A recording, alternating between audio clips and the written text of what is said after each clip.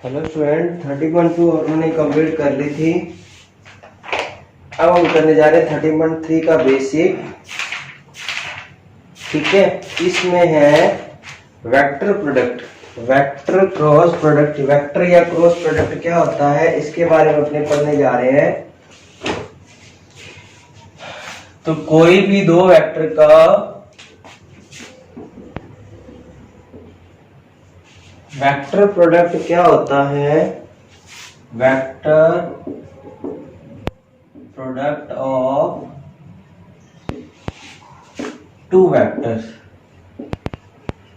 तो vector product है, इसलिए जो इन दोनों का जो प्रोडक्ट आएगा वो हमेशा वेक्टर में आएगा।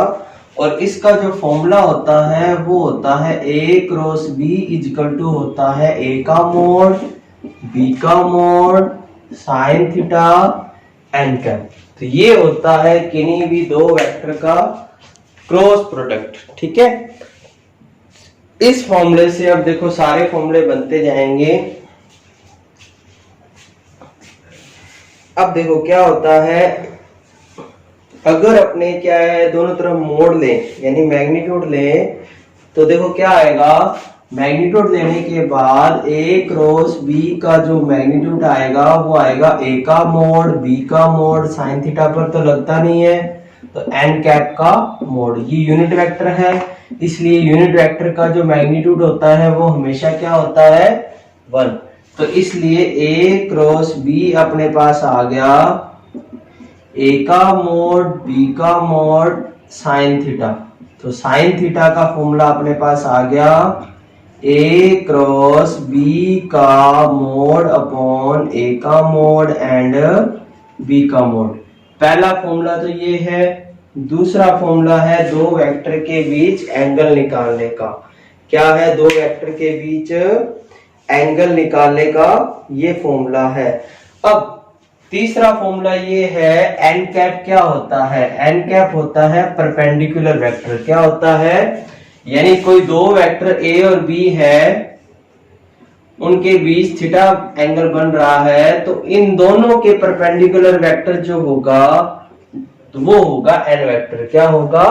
N vector. एन वेक्टर का फॉर्मूला जो होगा वो क्या होगा? देखो यहां से एन कैप की वैल्यू क्या आ रही है, यहां से देखो एन कैप की जो वैल्यू आ रही है वो क्या आ रही है ए क्रॉस बी अपॉन ये जो वैल्यू आ रही है एन कैप की, ये इसके डिवाइड में चला जाएगा ए का मोड बी का मोड साइन थीटा। क्या आ रही है? ए का मोड बी का मोड साइन थीटा। तो एन कैप की जो वैल्यू आएगी वो आएगी ए क्रॉस बी अपॉन ए का मोड बी का मोड साइन थीटा की वैल्यू क्या है? ए क्रॉस बी का मैग्नीट्यूड। यानी अगर अपने किन्हीं दो वेक्टर को प्रोडक्ट कर दें और उन्हीं वेक्टर के मैग्नीट्यूड का डिवाइड कर दें तो वो बन जाता है उनके परपेंडिकुलर यूनिट वेक्टर। क्या बन जाता है? Perpendicular unit vector. तो एन कैप निकालने का जो फॉर्मूला होता है ये भी आपका थर्ड फॉर्मूला बन गया। ये थर्ड फॉर्मूला होता है परपेंडिकुलर यूनिट वेक्टर। दो वेक्टर के परपेंडिकुलर यूनिट वेक्टर का फॉर्मूला जो होता है वो होता है क्या? ए क्रॉस बी अपॉन ए क्रॉस बी का मैग्नीट्यूड। क्या होता है? ए क्रॉस बी का मैग्नीट्यूड। ठीक है, अब अपने करने जा रहे हैं इनकी कंडीशंस।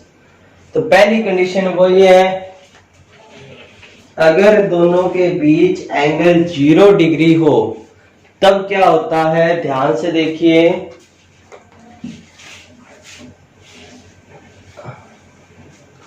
अगर दोनों के बीच एंगल 0 डिग्री होता है तो साइन 0 की वैल्यू फर्स्ट कंडीशन में क्या है?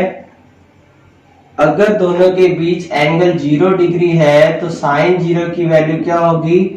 0। It mean A cross B क्या आएगा?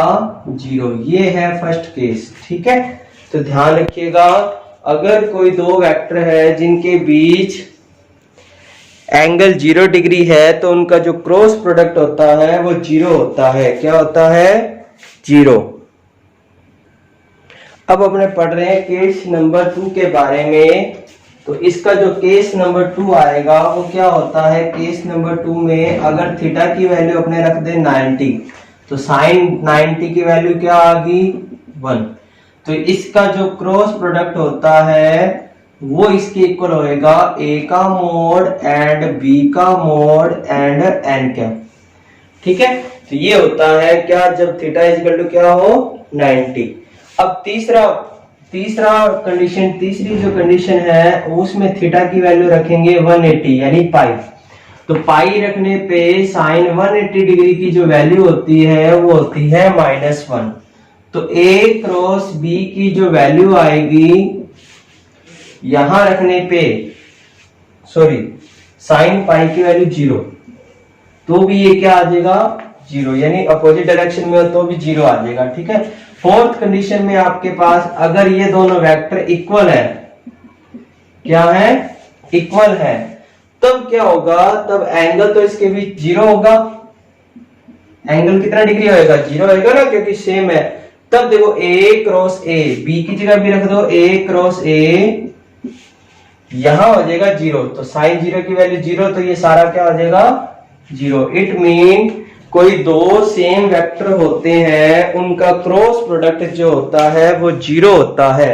मोस्ट इंपोर्टेंट रूल है ये। डॉट प्रोडक्ट तो a के मैग्नीट्यूड का स्केयर होता है और जो क्रॉस प्रोडक्ट होता है वो हमेशा 0 होता है।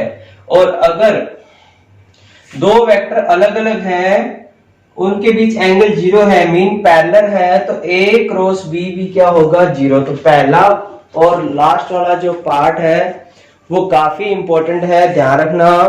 अगर परपेंडिकुलर आए तो a डॉट b 0 और अगर पैरेलल आए तो a क्रॉस b 0। ठीक है, तो ये दो पॉइंट आपको अच्छे से याद रखने हैं। नेक्स्ट देखिए, अब अपने पढ़ने जा रहे हैं I क्रॉस I क्या होता है, J क्रॉस J क्या होता है। अब देखो इसी प्रकार ऐसे ही same to same I cross I, next step जो है फिफ्थ, I क्रॉस I क्या होगा, देखो I का I कैप, ये भी I कैप, साइन 0, और ये जे कैप लगा सकते हो क्योंकि परपेंडिकुलर आई कैप का ये जे कैप हो सकता है, के कैप हो सकता है, ये आ जाएगा 0। इट मीन कोई भी दो सेम वेक्टर है या सेम यूनिट वेक्टर है उनका क्रॉस प्रोडक्ट भी क्या होता है 0, क्योंकि उसके बीच एंगल कितना डिग्री का बनता है 0 डिग्री का। सिमिलरली जे क्रॉस जे भी क्या होगा 0, के क्रॉस के भी क्या होगा 0। बट जब बात आती है I cross J cross K की, तब आपको ये राउंड याद रखना है, directed anti clockwise. I cross J होता है क्या K cap, J cross K क्या होता है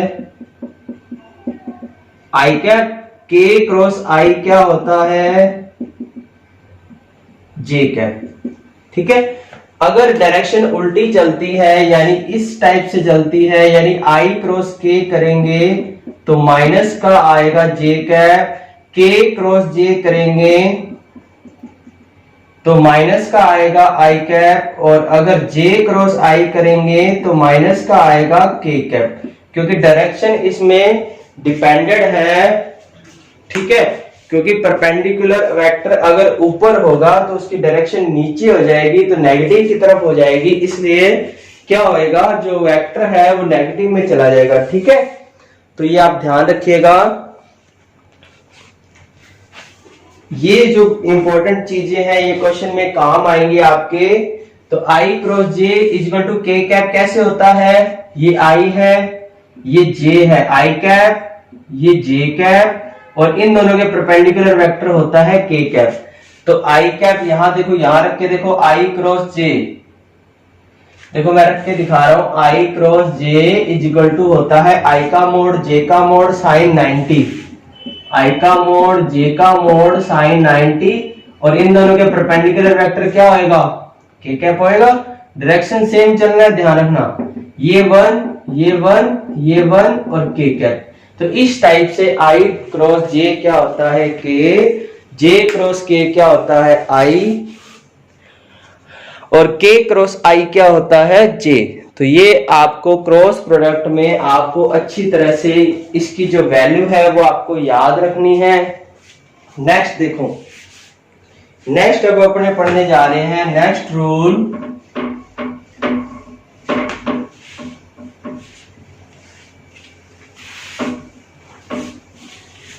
इसका जो नेक्स्ट रूल है वो क्या है, किन्हीं भी दो वेक्टर का क्रॉस प्रोडक्ट कैसे निकालते हैं, किन्हीं भी दो वेक्टर का cross product of two vector, ये आपको कैसे निकालना है ये आपको सिखा रहे हैं अभी।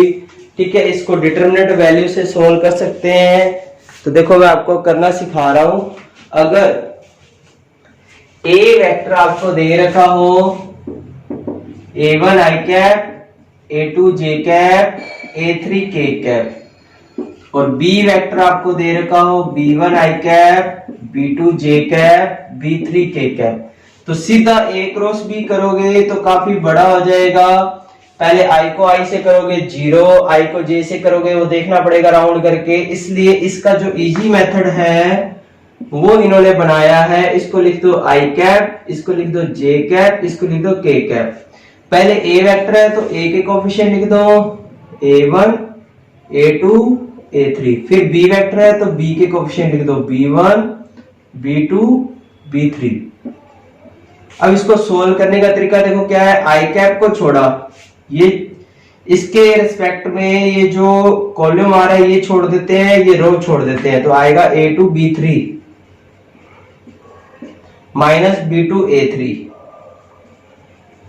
यहां आता है माइनस का J कैप, फिर ये छोड़ दो, ये छोड़ दो, A1 B3 minus B1 A3। फिर आता है K कैप, ये छोड़ दो, ये छोड़ दो, A1 B2 minus B1 A2। तो इस टाइप से अपने, अगर आप सिंपल तरीके से जैसे मैंने आपको अभी सिखाया उस तरीके से भी निकाल के देखो तो यही आएगा, चेक करके देख लेना। ठीक है, उसी को सोल्व करके ये इन्होंने शॉर्ट फॉर्म बनाई है डिटरमिनेंट की, ताकि इससे इजी से क्वेश्चन सोल्व हो जाए। ठीक है, तो आप इसको ऐसे इस तरीके से भी कर सकते हैं। ठीक है, बाकी बेसिक अपने करेंगे नेक्स्ट वीडियो में। 2-3 फॉर्मूले रह गए हैं। ठीक है, तो ये आप मुझे करके दिखाइएगा। ठीक है, थैंक यू।